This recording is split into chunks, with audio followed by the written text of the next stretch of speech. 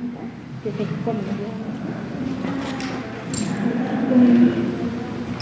pero es una forma de hacerlo porque después de esta que poniendo así sale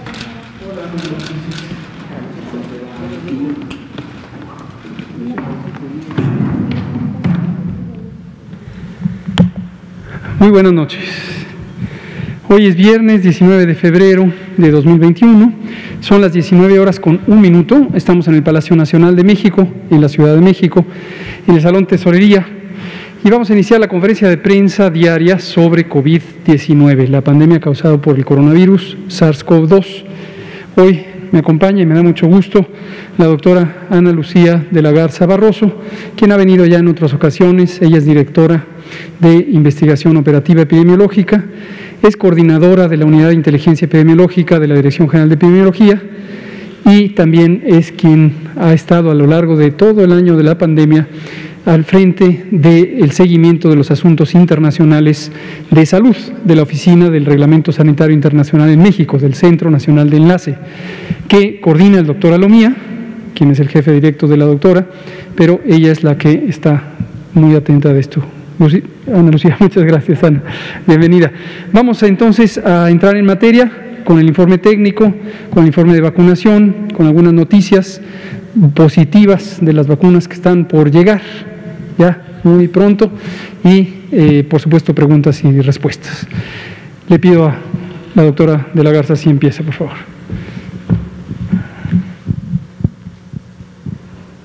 Muchas gracias. Con su permiso, muchas gracias, doctor. Muy buenas tardes, tengan todas y todos. Agradezco mucho la invitación nuevamente para poder participar con ustedes. Les saludo muy cordialmente desde donde nos estén visualizando, desde televisión, diferentes plataformas de redes, etcétera. Me da mucho gusto saludarles hasta donde estén.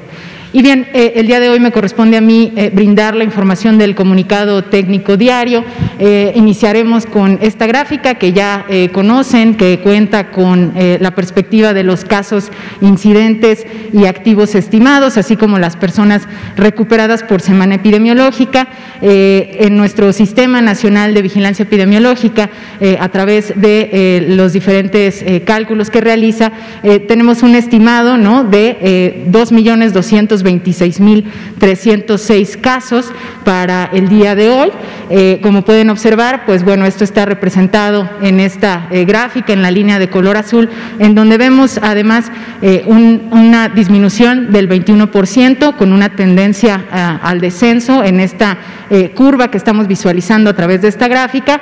Esto, recordar que es hasta la semana epidemiológica número 5 y pues que estaremos realmente dando un seguimiento muy puntual al comportamiento, sobre todo pues de esta tendencia descendente que se demuestra en este momento con un 21%. Recordar que mañana también pues es cierre de semana epidemiológica y que también pues es positivo continuar con este descenso hasta este momento. Posiblemente pues mañana cierre la semana con un descenso importante.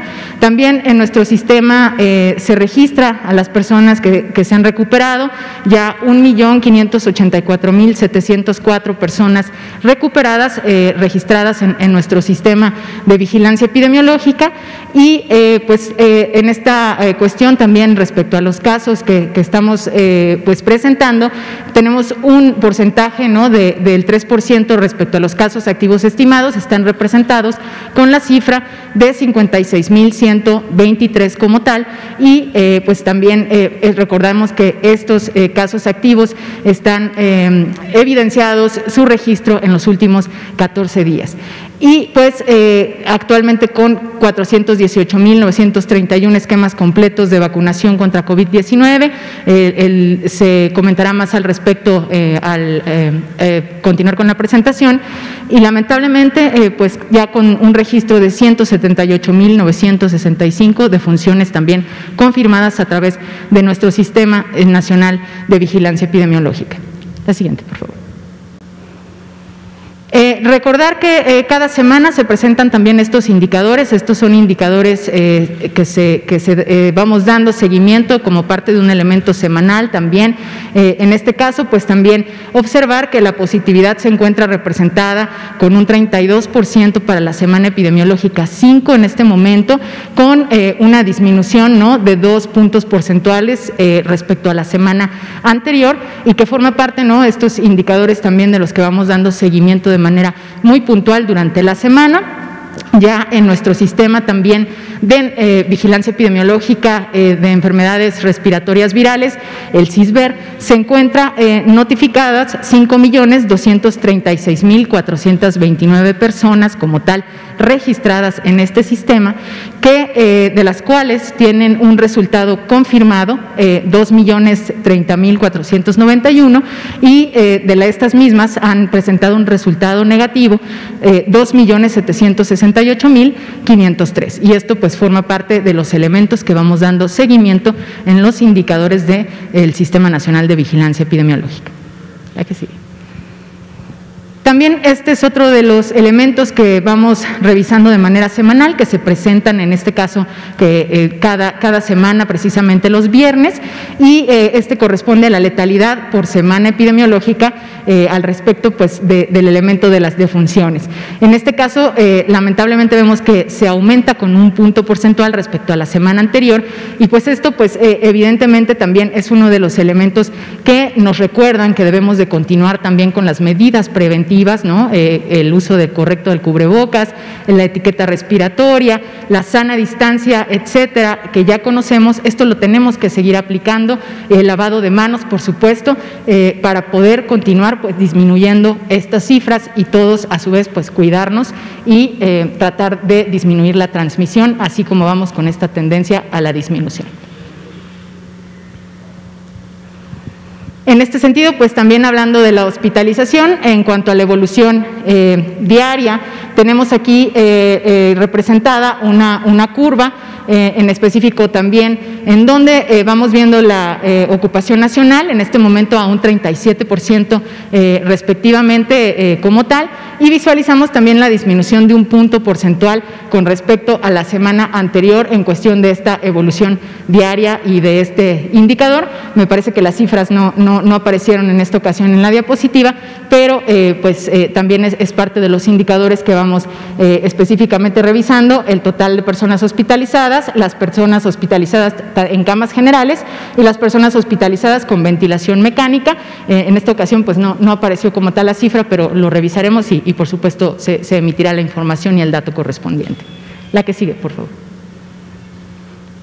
También en el sentido de la disponibilidad de camas para la hospitalización general, recordarán que en este momento pues vemos también desde la perspectiva positiva el elemento de no contar con ninguna entidad federativa que tenga, por supuesto, esta ocupación de más del 70% en nuestros indicadores, y únicamente se cuenta con 4 entidades federativas que en este momento tienen entre 69% y 50% de ocupación. Aquí representadas, ¿no? La Ciudad de México continúa con el 62%, Puebla con 58%, el Estado de México 57% y Morelos 50%. También respecto a la ocupación nacional, en el 36%, como había comentado, pues hay la disminución de un punto porcentual, y 28 de las entidades federativas tienen menos del 50% de ocupación. También de manera positiva, ¿no? Se ve al Estado de Guerrero disminuyendo con una proporción de 43%. Aquí aparecen precisamente los datos de camas totales. Se tiene 31.549 para el día de hoy, y camas disponibles 20.047, así como camas ocupadas 11.502 respecto a los indicadores de camas de hospitalización general que vamos dando seguimiento. Para el tema de la disponibilidad de camas con ventilador, también se tiene en este momento, pues no hay ninguna entidad federativa que tenga el más del 70% de ocupación respecto a las camas con ventilador. También vemos que solamente 3 entidades federativas se encuentran entre el 69 y el 50% de la ocupación, específicamente hablando de la Ciudad de México también, con un 64%, el Estado de México con el 50% y Nuevo León también representado con el 50%. Aquellas entidades con menos del 50% van a ser un total de 29, Colima con una proporción de 49%, pero también con una evidencia de un descenso también para este indicador, y respecto a la semana anterior también una disminución de 2 puntos porcentuales para la ocupación nacional del 38%. También aquí tenemos los datos sobre las camas totales, las camas disponibles y las camas que se encuentran ocupadas en este momento, 4.407 y 7.127 respectivamente. La que sigue, por favor. También en este momento pues vamos a brindar también los indicadores internacionales, sobre todo ya también como un elemento quincenal para ir viendo cómo ha evolucionado también la pandemia a nivel mundial, lo cual pues también a través de la Unidad de Inteligencia Epidemiológica y Sanitaria damos un seguimiento estrecho y puntual de manera diaria. Reiterar que los datos también internacionales los pueden encontrar en el comunicado técnico diario, que está publicado también en la Dirección General de Epidemiología, en el sitio de la Dirección General de Epidemiología, con los datos internacionales y los datos nacionales de manera diaria. Entonces, esto es parte de lo que vamos dando seguimiento, tanto los casos confirmados totales, como verán, en este caso estamos presentando los casos que se reportan en los últimos 14 días, esto por regiones de la OMS. Estos datos vienen directamente de los reportes de la Organización Mundial de la Salud, que están precisamente en un panel en donde consultamos de manera diaria los mismos, y representan pues aquellos reportes de las regiones que maneja la organización en los últimos 14 días. Como verán, pues América continúa siendo la región que en los últimos 14 días ha reportado más casos, esto arriba del 40%, alcanzando un 46% con más de 2 millones de casos reportados en los últimos 14 días. Europa es la segunda región, ¿no?, con más de 30% de los casos, 35.5 específicamente, reportados también en estos últimos 14 días, y algunas otras regiones, ¿no?, presentan los elementos de los reportes restantes. En los últimos 14 días se han reportado 5.043.124 casos a nivel mundial. En todas estas regiones representa, por supuesto, un 5% del reporte total de casos. La que sigue. Este también es otro de los elementos a través de esta curva por fecha de reporte a los cuales vamos dando seguimiento. También dividido por regiones, observarán que pues en este caso vemos también en la región de América, me voy a acercar un poco más para ver esta curva, ¿no?, por fecha de reporte, cómo va disminuyendo también en la región de América y en la región de Europa esta tendencia de reporte de casos a nivel mundial. Casi estamos por alcanzar la cifra de 110 millones de casos confirmados a nivel mundial. Esto, reitero, pues es con datos de la Organización Mundial de la Salud, pero me parece que en esta gráfica podemos ver de manera más clara también esta tendencia a la disminución de casos en las últimas semanas. De hecho, la Organización Mundial de la Salud emitió, ¿no?, en sus conferencias de prensa ya la noticia de que estamos en la 5ª semana consecutiva en donde ha habido una disminución de casos alrededor del mundo, y esto lo podemos visualizar en esta representación y también en algunas otras gráficas que veremos más adelante. Por favor. Respecto a las defunciones diarias, es esta misma gráfica con datos de la Organización Mundial de la Salud.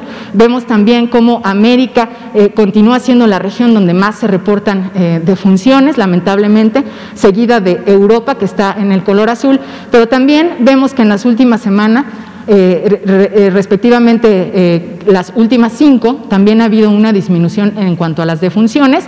Más o menos hemos calculado un porcentaje de cambio respecto a la semana anterior del 10% de disminución, y estamos también por alcanzar la cifra casi de 2.500.000 defunciones en el mundo, en este momento 2.424.060, y también pues es importante, reitero, es parte de los elementos que vamos dando seguimiento en la unidad a través de el panorama internacional que vamos visualizando en el día a día. La que sigue. Esta es otra representación de estos mismos elementos para que quede visualmente también un poco más claro cómo la epidemia, la pandemia se ha comportado en las últimas semanas en los diferentes continentes, también con esta disminución importante que vemos en el reporte de casos. Esta gráfica también forma parte de nuestros indicadores que estamos continuamente revisando. Aquí es con datos que vienen recopilados de una fuente de la Universidad de Oxford y con esta información se divide a través de esta fuente que consultamos en América del Norte y América del Sur y en continentes. Reitero, pues los anteriores eran con datos de la Organización Mundial de la Salud por regiones, aquí se maneja por continentes, pero a pesar de esta división y de diferentes clasificaciones, podemos observar también una disminución importante aquí en los continentes del mundo. Vemos sobre todo en América del Norte pues este descenso muy importante, y Europa, recordarán que hace algunos meses pues inclusive estaba arriba, ¿no?, de la región de América en su reporte de casos. Para este momento estas regiones, tanto América como Europa, que siempre han predominado por ser las dos regiones con mayor transmisión, se encuentran en un franco descenso, y pues esto es también una noticia que quisiéramos que perdure y que debemos de continuar también como parte nosotros de América como tal, pues haciendo las medidas preventivas correspondientes para que este descenso permanezca. La que sigue, por favor.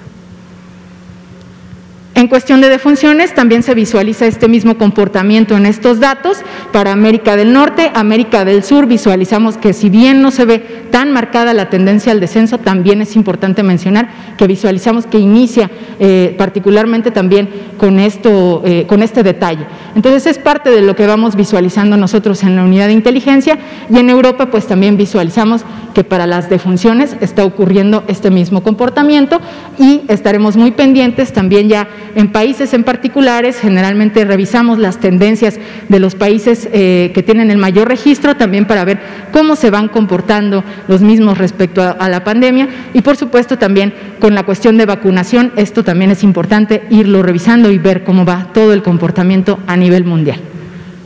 Muchas gracias. Sería lo que presentaría esta noche. Gracias, doctora Ana Lucía Barroso, de la Garza Barroso. Vamos a ver la vacunación contra el virus SARS-CoV-2 para prevenir y controlar la epidemia de COVID-19. Nuevamente, Plan Nacional de Vacunación, presentado públicamente el 8 de diciembre. Iniciamos el 24 de diciembre del año 2020, primer país de América Latina en iniciar, entre los 10 primeros países en iniciar. 5 etapas claramente definidas. Elemento 1, etapa 1, vacunación de personal de salud que trabaja en las unidades COVID, tanto hospitales como centros de salud, como la atención prehospitalaria, pública y privada. Etapa 2, personas adultas mayores, empezando de arriba hacia abajo en el orden de edad, las personas más longevas, más añosas, y después recorriendo hasta llegar a las de 60 años. Recordar que esto es importantísimo porque el objetivo fundamental del plan es reducir la mortalidad. Si logramos tener una cobertura de 20% de la población nacional en ese sistema, en ese orden, empezando por personas adultas mayores, habremos logrado reducir 80% de la mortalidad. Existen otros 2 ejes de priorización: la existencia de comorbilidades, de enfermedades que contribuyen a un mayor riesgo de complicaciones y de defunciones por COVID, y también un tercer eje de priorización, que son las necesidades del control epidémico. En la manera más obvia es priorizar las regiones, los municipios, los poblados que en un momento dado pudieran tener o bien los mayores impactos de la epidemia, o bien la mayor vulnerabilidad, la mayor susceptibilidad a tener complicaciones y de tenerlas no lograr resolverlo. Y en otro extremo está la oportunidad de utilizar la vacuna como un mecanismo para no solamente proteger a las personas de la infección, sino lograr reactivar la vida pública, los elementos estratégicos de la vida pública. Uno muy importante, el derecho a la educación. Y por eso hemos ido organizando el plan de la manera que lo hemos comentado. También recordar que las consideraciones sobre dónde, cuándo y cómo se utiliza la vacuna no solamente dependen de los objetivos de control, también dependen de la logística. Algunas vacunas tienen requerimientos de ultracongelación, tienen que estar a menos 60, 70 u 80 grados centígrados, como la vacuna de Pfizer-BioNTech. Otras pueden estar a menos 20 grados, como la vacuna Sputnik. Otras no necesitan ultracongelación y pueden estar entre 2 y 8 grados sobre cero, centígrados por supuesto, como la vacuna de Astra. Y también considerar que el abastecimiento de vacunas a todos los países del mundo está determinado por la velocidad de fabricación de las vacunas. Cada compañía que tiene una vacuna COVID tiene una capacidad de producción. Afortunadamente se ha ido ampliando la capacidad de producción, pero todavía es mucho menor de lo que se requiere. Algunos países, como se ha comentado recientemente, y el gobierno de México tiene un posicionamiento específico al respecto, algunos países concentraron la adquisición de vacunas y desde luego eso resultó en una menor oportunidad para otros países. Nosotros en México, desde el mes de agosto de 2020, cuando empezó a hablarse de vacunas, ya teníamos puestos los mecanismos de negociación para lograr tener oportunamente vacunas. Lo hemos logrado, pero dependemos de la velocidad a la que se producen. Cuando llegan, se ponen inmediatamente. Como estamos viendo ahora con el más reciente embarque de la vacuna Astra y también el que llegó más recientemente el martes, el nuevo embarque de Pfizer-BioNTech, lo estamos poniendo en aproximadamente una semana o bien 10 días. Esa es la idea general. Vamos a ver cómo estamos hoy. Hoy se aplicaron 167.453 dosis hasta el corte de información de las 16 horas, de las 4 de la tarde. Noten ustedes, como lo hemos venido mencionando, que los números que se registran aquí respecto a días previos, por ejemplo, del 18 de febrero, ayer, aumentó. Esto lo hemos aclarado varias veces. Cuando presentamos la conferencia de prensa, tenemos la información que se registra hasta las 16 horas. Pero siguen operando las unidades de vacunación, se siguen registrando en la plataforma específica las personas vacunadas y entonces a lo largo de la noche aumentan los números y al día siguiente es importante visualizar que aumentaron. Aquí tenemos 167.453. La Ciudad de México ya terminó de aplicar su vacuna y es la que más contribuye a la aplicación porque obviamente es la que tiene la mayor población entre las 3 o 4 entidades federativas con alta población. La siguiente. 1.574.158, más de 1,5 millones de vacunas ya se han puesto. Noten ustedes esta gráfica de tendencias, recordar cómo se interpretan las gráficas. Aquí lo que se ve es las fechas. Empezamos en 24 de diciembre de 2020, termina en la fecha de hoy precisamente, y aquí están los números de vacunas, 200.000, 400.000, 600.000, 1 millón, etcétera. Cuanto más arriba está la gráfica, esta línea, quiere decir un número mayor. Tuvimos una fase de calibración con pocas dosis de vacunas durante diciembre y expandimos ya después a mayor velocidad. Esta zona fue de segundas dosis a la misma velocidad que las primeras y posteriormente una amplia aplicación a esta velocidad. La siguiente, por favor. Por entidad federativa y el conjunto del país tenemos ya 58%, más de la mitad del paquete de 870.000 dosis de la vacuna AstraZeneca comprada al Instituto Serológico de la India, ya utilizada, ya aplicada. Y aquí se ve cómo se va distribuyendo por entidades federativas, hay importante variabilidad, pero en general hay un gran progreso en todas ellas. La siguiente. Podemos ver los 3 grupos poblacionales de aplicación. Estas son personal de salud de primera línea. Definimos primera línea, es un término técnico que habla de la cercanía que tienen las personas al virus COVID en la medida en que atienden específicamente en las unidades COVID.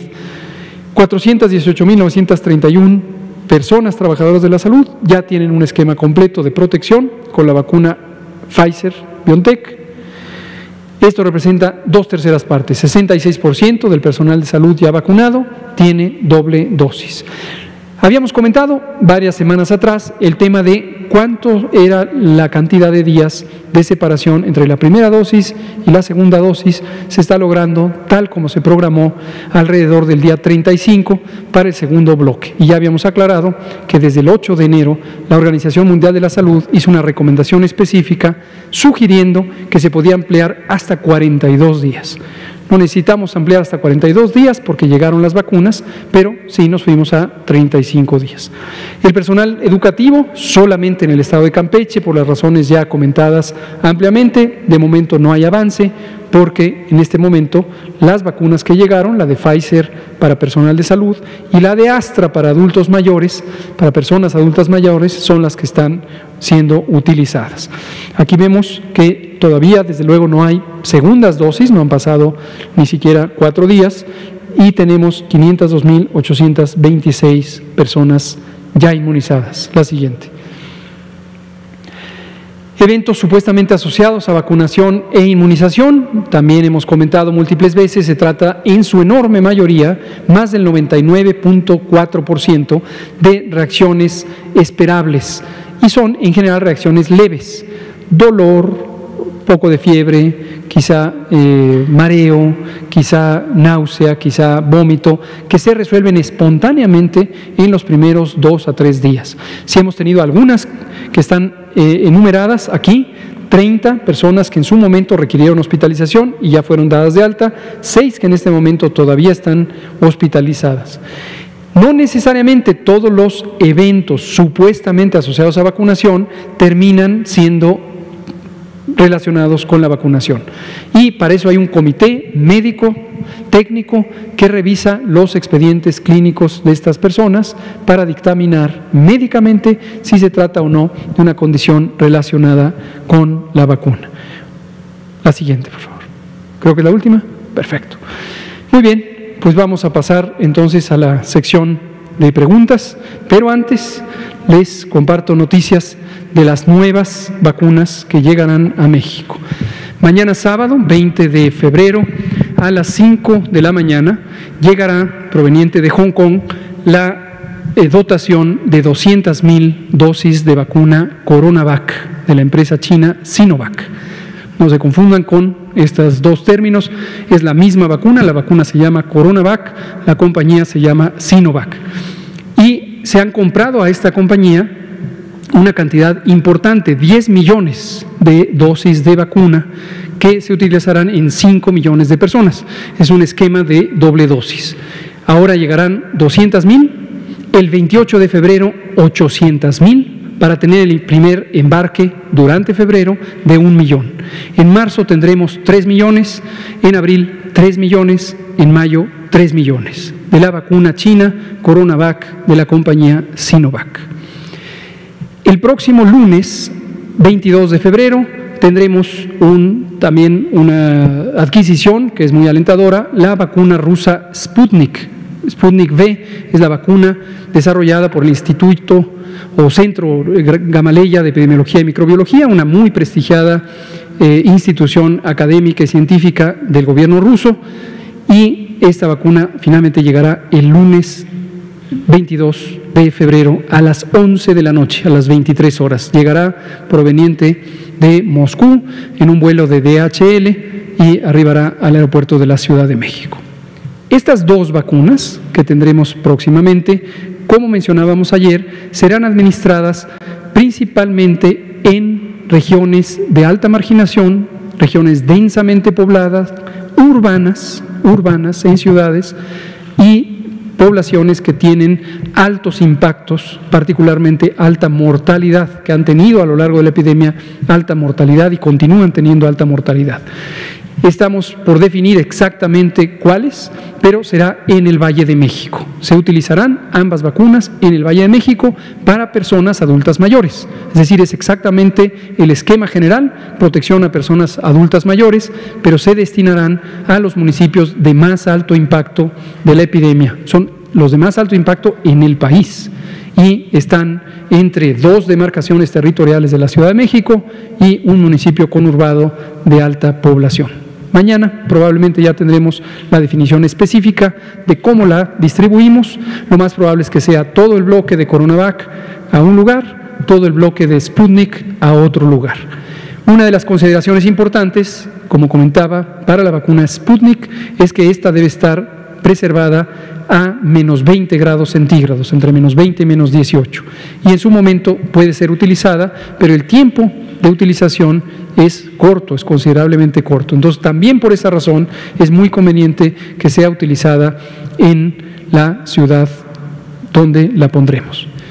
Y de Sputnik, recordar que se acordó la compra de 24 millones de dosis correspondientes a 12 millones de personas. También es un esquema de doble dosis, la eficacia es de 92% y tiene dos vacunas que no son intercambiables. La primera y la segunda dosis son diferentes, la composición química de Sputnik V es diferente entre la primera y la segunda dosis y no se pueden intercambiar con otras vacunas o utilizar la misma en ambas aplicaciones. El costo de la vacuna Sputnik V es público, este sí lo podemos decir sin problema alguno, así como el de AstraZeneca, que son $4, este fue el precio establecido por la compañía británica Astra, pero el de Sputnik fue establecido en $9.95 por dosis. Y este es público, es universal para todos los países que han adquirido esta vacuna y así la estaremos pagando de acuerdo a los envíos que se vayan haciendo y como quedó establecido en el contrato. Muy bien, pues vamos a abrir a preguntas y comentarios. Juan Hernández, Periódico Basta, Grupo Cantón. Gracias, Liliana Noble. Muy buenas noches, Juan Hernández del Periódico Basta del Grupo Cantón.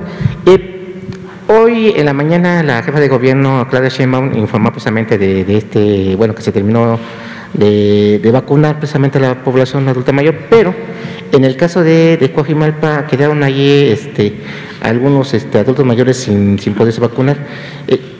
¿A qué se debió precisamente esta situación? No sé si les hayan dado un informe sobre esta situación. Obviamente la jefa de gobierno ya tomó cartas en el asunto, tomó los nombres de estas personas, porque bueno, en las crónicas periodísticas estuvimos checando de que muchos adultos mayores, el día de hoy, a pesar de que había carteles de que se había terminado la vacuna, llegaron a formarse a las 3 de la mañana. ¿Ahí qué fue lo que ocurrió específicamente en ese módulo en donde se dio esta situación? ¿Y cómo se va a resolver? Gracias. Cómo no, con mucho gusto, qué bueno que lo menciona Juan. La distribución de las vacunas, estos embarques y los que seguirán después, en algún momento las de Astra, las seguiremos utilizando en personas adultas mayores, las de Pfizer las seguiremos utilizando ya no en personal de salud porque habremos terminado la meta de vacunación y nos pasaremos a utilizar la de Pfizer también para personas adultas mayores. Estarán llegando embarques de dotación de cantidad definida, ayer leí exactamente los números, por lo menos de aquí hasta el final de marzo, y cuando llegan los embarques nos interesa cubrir a todo el país simultáneamente. Hemos destacado que las 32 entidades federativas tienen idéntica prioridad y esto es muy importante porque al principio había una confusión, no sé si voluntaria o involuntaria, de que algunas entidades federativas podrían tener mayor dotación que otras. Esto se hace de una manera muy precisa con los datos del Censo Nacional de Población y Vivienda sobre cuántas personas adultas mayores viven en cada entidad federativa. Entonces, la suma son cerca de 15 millones de personas mayores de 60 y más años, un poco más de hecho de 15 millones en todo el país, y la parte proporcional, el porcentaje con que contribuye a esta subpoblación de 60 y más años de edad, cada entidad federativa es la que determina cuántas vacunas le corresponden. Pero en cada embarque no hay todas las vacunas que se necesitarán poner. Esto se va a ir logrando en varios embarques. En este primer embarque nos interesó tratar de cubrir por completo un municipio, una demarcación territorial de la Ciudad de México. Pero obviamente las poblaciones tienen tamaños diversos que no tienen ninguna posibilidad de modificarse, son características de la localidad. Empezamos por algunas que más o menos correspondían al total de vacunas que se podían tener, Pero en algunos casos, como es Coajimalpa, hay más personas de las vacunas que en este momento estuvieron disponibles. No es ningún motivo de preocupación porque seguirán llegando vacunas. Entonces, efectivamente, no hay que hacer nada más que seguir esperando a que continúe el Programa Nacional de Vacunación y a todas las personas les llegará la vacuna.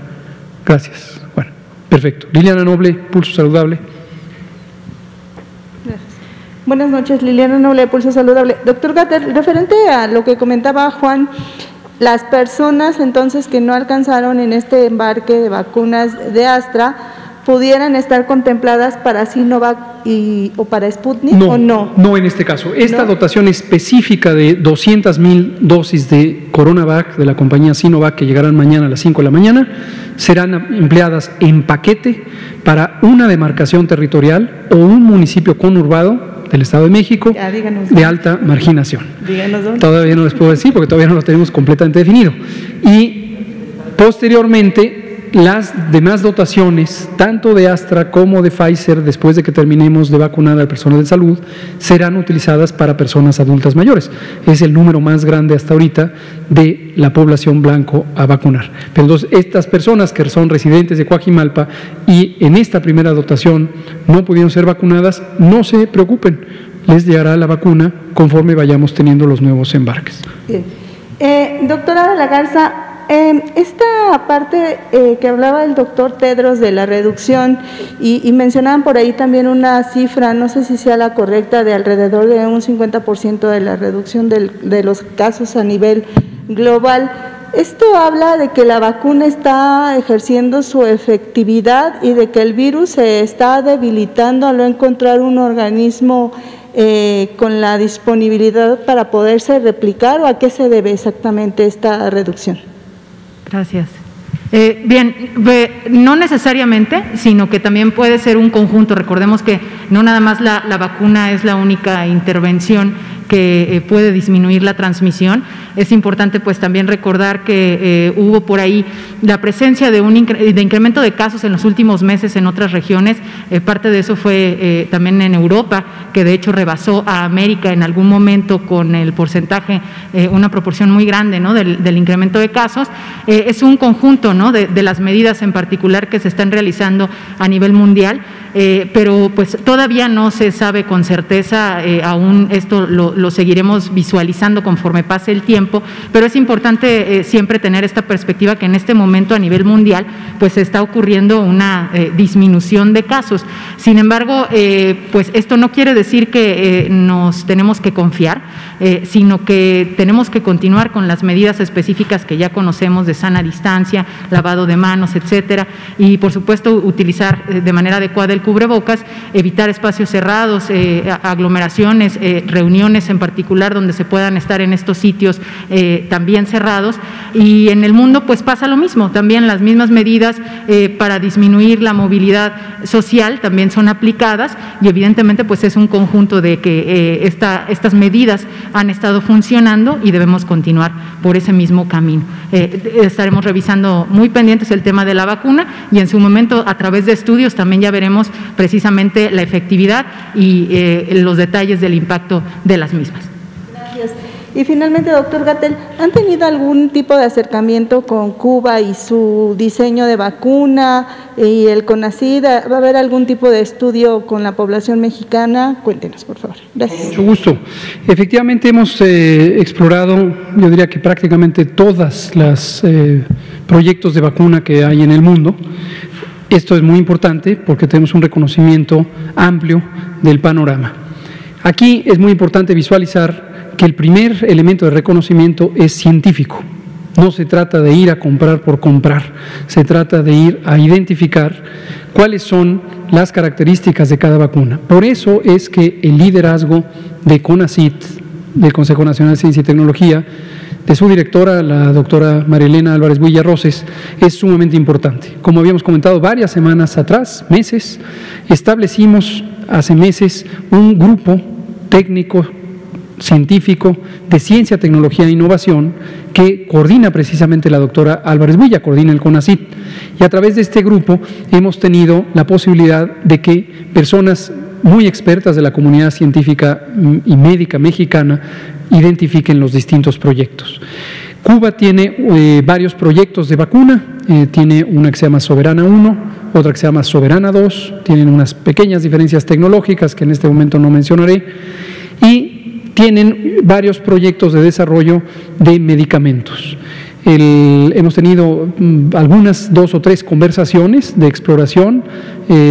Con toda soltura, el gobierno de Cuba ha puesto a disposición la conversación de académicas y académicos cubanos de los muy prestigiosos institutos de investigación y nos han compartido información al respecto.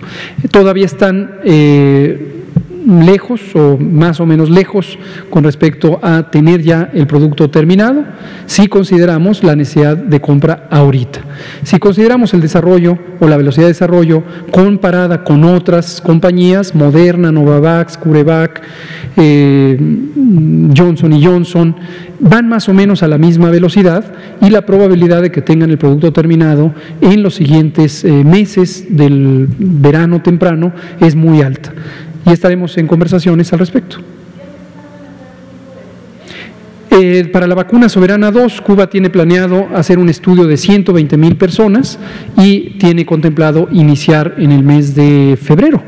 Y hemos comentado sobre la potencial capacidad de México de participar en el ensayo clínico con alguno de los subcomponentes del diseño o bien con una de las proporciones de personas a ser estudiadas y estaremos definiendo esto en las siguientes semanas. Gracias. Vámonos de este lado, Arturo Contreras, Miguel. Muchas gracias, buenas noches. Luis Lozano de la revista Forbes. Preguntarles sobre si este municipio y esta alcaldía serían contiguas, tendrían frontera, eso no importa en la selección. También si este modelo de escoger zonas conurbadas se va a estar repitiendo como una especie de piloto mientras van llegando las vacunas en todo el país. Y pues también cómo ¿tienen alguna especie como de lista o cómo van definiendo en dónde se van a seguir aplicando? Ya nos quedó claro que es por personas adultas mayores, que es por territorio y que es por marginación y alejamiento de servicios hospitalarios, pero quisiera saber si ya tienen como una jerarquización muy clara y ya está más definida la política de vacunación. Definitivamente, aquí no hay pilotos. Esto que usted dice, una especie de piloto, quítese esa idea de la cabeza. Si usted tiene esa idea y alguien se quedó con la idea que dijo el compañero, no tenga esa idea. Aquí no hay pilotos. Este es el programa de vacunación ya en la vida real. Tuvimos una fase de calibración. Eso es muy distinto de la fase de calibración que empezó el 24 de diciembre y terminó en los primeros días de enero. Se trataba de ajustar las condiciones de logística, el traslado, la refrigeración, la integración de los equipos de vacunación. Pero no hay pilotos, no es un experimento, esto es un programa nacional de vacunación.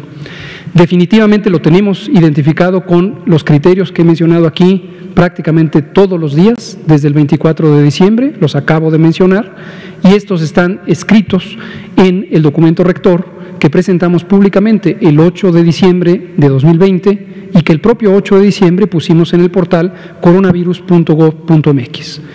Ahora, la aplicación específica en qué demarcaciones territoriales de la Ciudad de México o en qué municipios del resto del país depende, como acabo de describir con todo detalle, de la velocidad a la que van llegando las distintas vacunas. Hay consideraciones, como lo acabo de decir, de la refrigeración, los grados de temperatura que se requieren conservar, hay consideraciones de la vulnerabilidad social de los municipios, el acceso a servicios, las condiciones de vivienda general de las personas, no vivienda física, el alojamiento, sino en general las condiciones de vida.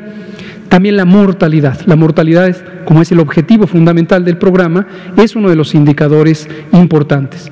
Tenemos obviamente vigilancia epidemiológica desde que empezó esta epidemia y hemos identificado con toda precisión cuáles son los municipios que tienen la mayor mortalidad. El conjunto de todas estas variables nos lleva a tomar decisiones muy dinámicas. Tenemos reuniones 2 veces a la semana, los lunes y los jueves, generalmente a las 18 horas. Por eso a veces llego un poco tarde a la conferencia. Y ahí participa una parte muy sustantiva de todo el gabinete del Gobierno de México. Tomamos discusiones constructivas basadas en evidencia sobre todo esto. Y lo vamos a ir anunciando porque tenemos un principio general que se llama transparencia plena.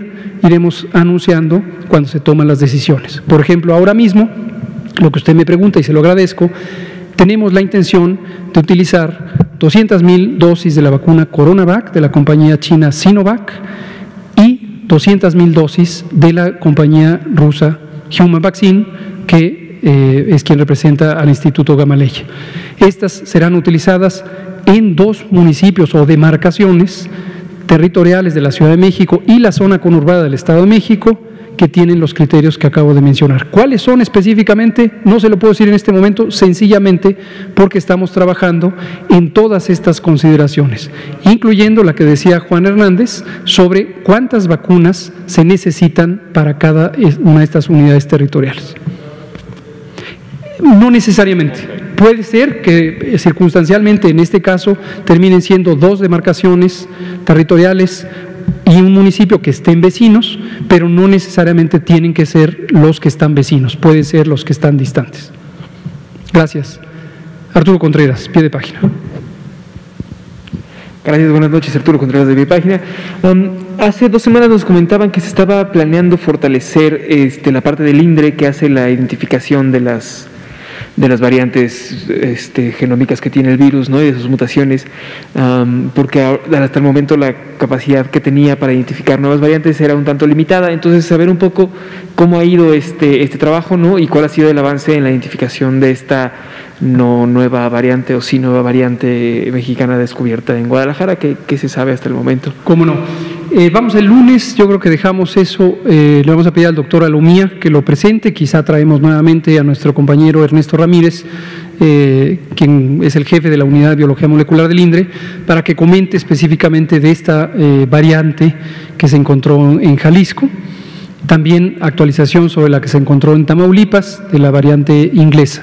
Respecto al sistema, no es tanto reforzar una unidad del INDRE, es un sistema, es una red de colaboración con instituciones académicas, científicas de México y, una vez más, el importantísimo papel del CONACYT y de la doctora Álvarez Builla. Gracias al entusiasmo, gracias a la capacidad de convocatoria de la doctora Álvarez Builla, tenemos ya esta red de colaboración y todavía no ha empezado a operar todos los centros, pero las reflexiones, las discusiones, los análisis ya los hacemos con el conjunto de estas unidades. Y nos preguntan desde las redes sociales, personas que están en el frente de COVID, que no les tocó la vacuna porque los mandaron de vacaciones, ¿no? Entonces, pues hubo gente que salió de vacaciones y que ya no se vacunó y no saben cuándo les va a volver a tocar, ¿no? Porque regresan de las vacaciones y ya pasó la vacunación y entonces ellos siguen trabajando, entonces no saben muy bien qué hacer. Pues bueno, eso. ¿Cómo no? Creo que es una inquietud legítima, pues el que se fue del lugar donde estaba aplicándose la vacuna no se le pudo aplicar y veremos que en la próxima oportunidad que llegue vacuna a ese territorio, pues desde luego se pueda lograr que se vacune. Muchas gracias. Miguel, por favor. Muchas gracias. Buenas noches, doctor Hugo López-Gatell, doctora Ana Lucía, muy buenas noches. Mandamos un saludo al presidente López Obrador y gracias por estas conferencias de prensa. Doctor, nos habían enseñado durante mucho tiempo que cuando un cuerpo ajeno entraba al organismo, el sistema inmunológico empezaba a reaccionar y provocaba pues, fiebre, dolor de cabeza y bueno, todo lo que nos hace ponernos mal cuando nos enfermamos. En este caso, por ejemplo, que llega la vacuna y bueno, ya nos han explicado en otras ocasiones que no genera inmunidad inmediatamente, se requiere hasta después de 22 días que empiece a generar inmunidad y luego una segunda dosis para las vacunas que lo requieren así, pues es necesario para que el cuerpo humano empiece a generar inmunidad. Pero en este caso, por ejemplo, cuando se vacuna a la persona y llega a presentar ciertos síntomas como fiebre o empieza a presentar cierto ESAVI, ¿cuál es la reacción que tiene el cuerpo? ¿Es inmunidad o por qué el cuerpo humano reacciona de esa manera si no es inmunidad? ¿Qué es lo que provoca un ESAVI en un cuerpo humano? Cómo no, gracias. Creo que es una pregunta importante para que las personas que nos escuchan identifiquen más sobre esto de los ESAVI. ESAVI son las siglas de evento supuestamente asociado a vacunación e inmunización. Y esto es reacciones, como usted identifica correctamente, que tiene el cuerpo humano frente a el hecho de recibir una sustancia que no es propia del cuerpo. En este caso, se trata de alguna sustancia relacionada con el virus SARS-CoV-2, ya sea el ácido ribonucleico, es decir, su material genético, ya sea una subunidad del virus, ya sea una proteína del virus, por mencionar algunas de las tecnologías de uso común. En el momento en que entra esta sustancia a través de la inyección, que ocurre en una región muscular, generalmente del brazo, los elementos de detección del sistema inmune, sería demasiado complejo entrar en cada detalle, pero son células y son sustancias, proteínas, moléculas, que detectan la presencia de este componente extraño. Y esto hace que una serie de señales químicas en el cuerpo estimulen la fabricación, la producción de muchas células, las que genéricamente conocemos como glóbulos blancos. Hay varios tipos de glóbulos blancos, no entraré en detalle alguno al respecto, pero estos se multiplican y algunas de ellas producen lo que se llama anticuerpos. En todo ese proceso participan también otras sustancias que circulan por el cuerpo y estimulan estos síntomas: fiebre, escalofríos, dolor, también otras reacciones que ocurren durante el proceso de respuesta inmune, enrojecimiento en el sitio de inyección. Entonces, generalmente estas son. Ahora, ESAVIs también pueden ser otro tipo de reacciones no relacionadas con ello, porque en alguna persona haya alguna clase de desbalance del funcionamiento habitual del cuerpo. Como estas vacunas han sido probadas en ensayos clínicos, fase 1, fase 2, fase 3, tenemos en todo el mundo una confianza razonable de que son seguras, de que no causan una reacción adversa de importancia. Cuando se usan por millones o por decenas de miles, entonces se puede presentar que alguna persona, entre miles o millones, pudiera tener una reacción adversa que no se había identificado previamente. Y son muy diversas, no tendría caso hacer una lista de cuáles son, porque son extraordinariamente diversas. Algunas son inflamatorias, algunas son alérgicas, y son de muchos tipos, algunas son cardiocirculatorias, algunas son neurológicas, y para eso los comités, como este comité médico que tenemos, hace una revisión exhaustiva de qué pudiera explicar que se presente una reacción en determinada persona. O sea, se dispara el sistema como inmunológico, pero no para identificar exactamente al coronavirus. No, sí para identificar el coronavirus, sí, y responder frente a él. Ok.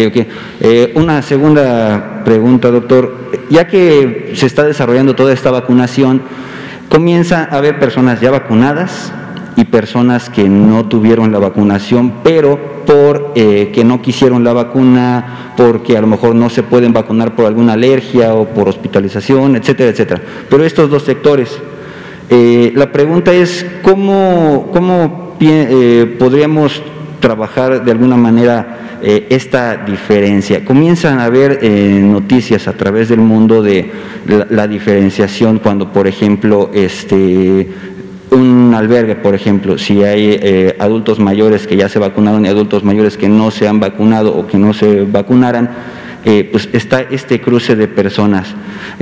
Por ejemplo, también en las escuelas vamos a ver más adelante alumnos que se vacunaron o personas que ya se vacunaron junto con personas que no se vacunaron. No hay ningún problema. No hay ningún problema. No hay ningún problema. Es voluntario que las personas se vacunen. Recomendamos a todas las personas, a menos que haya una condición médica que haga absolutamente prohibitivo el uso de la vacuna, cosa que es extremadamente raro. Recomendamos que todas las personas se vacunen, pero es completamente voluntario. Y no hay ningún problema si alguien se quedó sin vacunar, obviamente no estará protegida esa persona en términos de el riesgo de infectarse o de desarrollar enfermedad. Una tercera, y por ejemplo, cuando se llega a presentar esta situación, por ejemplo, salió una noticia del Vaticano que comentaba que a las personas que no se llegaran a vacunar se les iba a tener de alguna manera calificadas en el ámbito laboral. ¿Cómo se va a trabajar? Aquí en México no. Hay algunos países, efectivamente, que han puesto como una motivación, como un estímulo, algunas facilidades en la vida pública para las personas ya vacunadas, acceso más temprano a sitios públicos, a comercios, etcétera, quien tenga demostración de que fue vacunada. Eso no corresponde con la política de México, no lo vamos a utilizar, tiene que ver con algo que hemos comentado durante todo 2020, de la importancia de no estigmatizar o depositar la responsabilidad del control epidémico en cada individuo. Muchas gracias, Miguel. Juan Hernández, por favor. Perdón, pero ahorita que estoy revisando redes, me está llamando la atención que están haciendo una invitación, escuelas particulares, a una conferencia de prensa para abrir, o sea, para la reapertura de las escuelas particulares, y también ya habían señalado en algunos lugares que ya están haciendo estas reuniones. ¿Es pertinente que se abra en estas fechas las escuelas particulares, o bueno, las escuelas? Pues ahora sí que consideré urgente hacer esta pregunta. Gracias. Muchas gracias. No conozco desde luego esta noticia, le agradezco que la ventile aquí en este momento. Lo que podemos decir en términos generales es que a lo largo de 2020 creo que la mayoría de las personas les quedó muy claro que el mecanismo fundamental de propagación del virus es la convivencia en espacios públicos, mayormente los que son cerrados. El Sistema Educativo Nacional, por una disposición general, que es una acción extraordinaria en materia de salubridad general, fue temporalmente cerrado desde marzo de 2020. Los sectores público, social y privado también de la educación. Esto fue una disposición del Consejo Nacional Educativo, que lo conforma la persona titular de la Secretaría de Educación Pública, en ese momento el maestro Esteban Moctezuma Barragán, ahora tenemos el gusto de que esté la maestra Delfina, y las 32 personas titulares de los sistemas educativos estatales. Por consenso, prácticamente, fue por mayoría, lo único que varió fue una decisión sobre la fecha de inicio de esta medida, pero desde el 17 de marzo de 2020 permanecen cerradas las escuelas. Recientemente hay algunos países, incluido Estados Unidos, que a través de sus agencias de salud pública han formulado propuestas técnicas basadas en evidencia recolectada y analizada a lo largo de la epidemia, que sugieren que podría ser factible abrir escuelas sin que necesariamente exista un riesgo extremo de propagación, aún en ausencia de vacunación, Estas tipo de iniciativas, desde luego, como hacemos nosotros todos los días, las identificamos, las analizamos, las discutimos, las conversamos con el extenso grupo de trabajo. Precisamente la doctora Lucía de la Garza es la que detecta todas estas iniciativas. Estamos analizando la más reciente propuesta de los Centros de Control y Prevención de Enfermedades de Estados Unidos y estamos formulando conjuntamente con la Secretaría de Educación Pública un posible esquema de reapertura.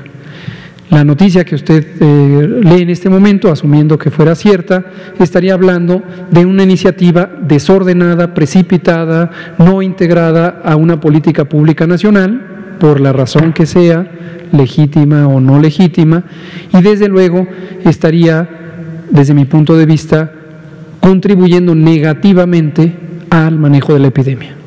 Sugiero respetuosamente a cualquier colegio particular que haya formulado esta idea, que tengan a bien recordar que viven en una sociedad, en un Estado nacional, y que es muy importante conservar la calma y dialogar presentar propuestas que serán sin duda escuchadas, consideradas para tomar una decisión del Estado mexicano, del que forman parte, por cierto. Muchas gracias. Son las 19:59, ya no nos da tiempo de una pregunta más, pero mañana sábado seguiremos la conferencia de prensa. Recordar, viene vacuna Sinovac, Coronavac, mañana a las 5 de la mañana, viene Sputnik V el próximo lunes 22 de febrero a las 23 horas, 200,000 dosis de cada una de ellas que serán aplicadas en municipios o demarcaciones territoriales de alta marginación, alta densidad poblacional, alto impacto, alta mortalidad. Muchas gracias, muy buenas noches.